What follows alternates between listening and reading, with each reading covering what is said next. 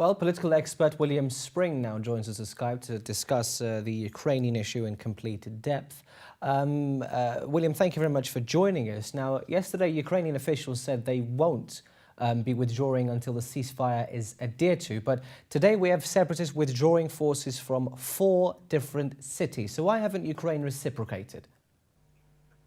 Of course, we don't really know for sure what's going on, to be honest, until the OSCE makes its report about the current state of disengagement. We can't be sure that what is propaganda and what is fact. So evidently, though, the separatists are under pressure from Putin to make some gesture that will make it look as if they are doing something.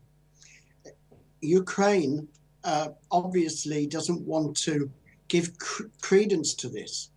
The Ukrainian government, that the separatists are being anything but beastly and awkward and difficult.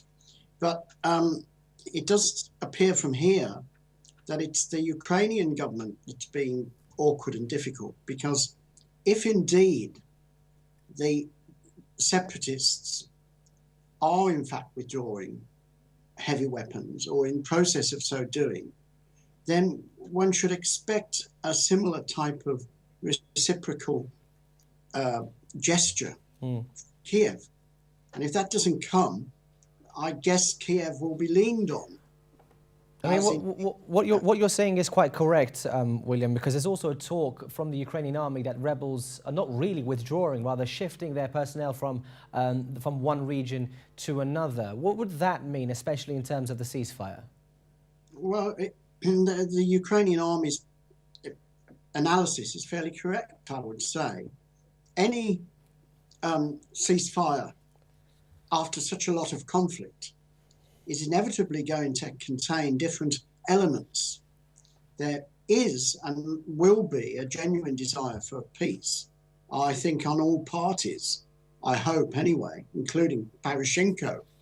But necessarily the forces involved will use the respite to reconfigure their forces into a situation where they are not in absolute flagrant violation of the Minsk agreement. So, William, are you saying that the conflict will flare up again?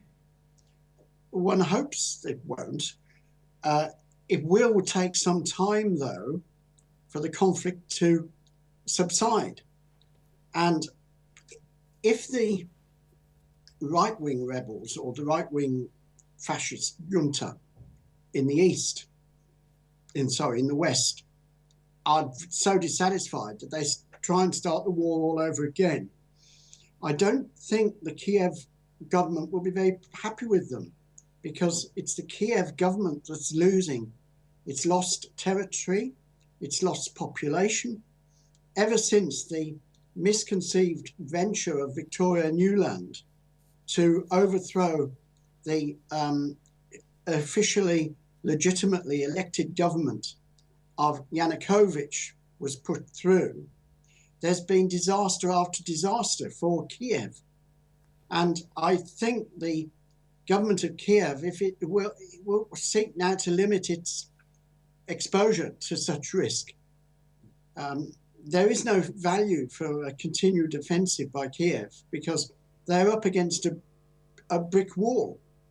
If you've got the immovable object, but Kiev is not quite the irresistible force. They are very limited in their military capacity. William, just moving on slightly. I mean, of course, the foreign ministers' meeting is to be held today once again. What do you think the intended outcomes are this time?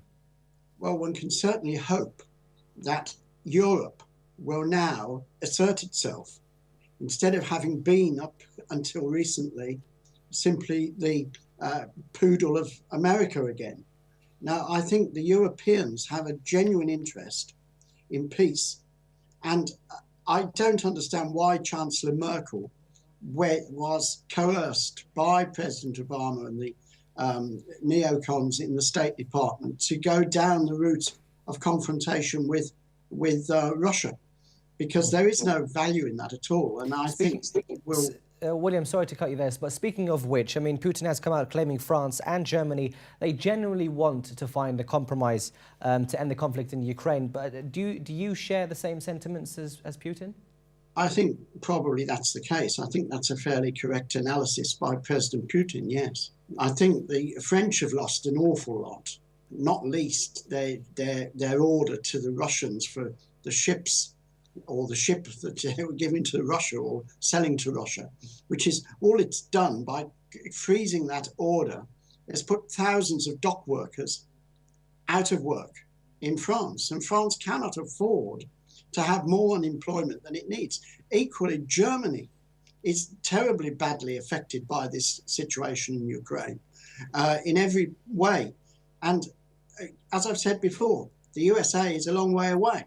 It has only a tangential interest in Europe. A lot of Americans would like to leave the Europeans altogether and get out of NATO. Many Americans don't like it. Right. We're just going to have to leave it there, William. William Spring, political expert, thank you very much for your time.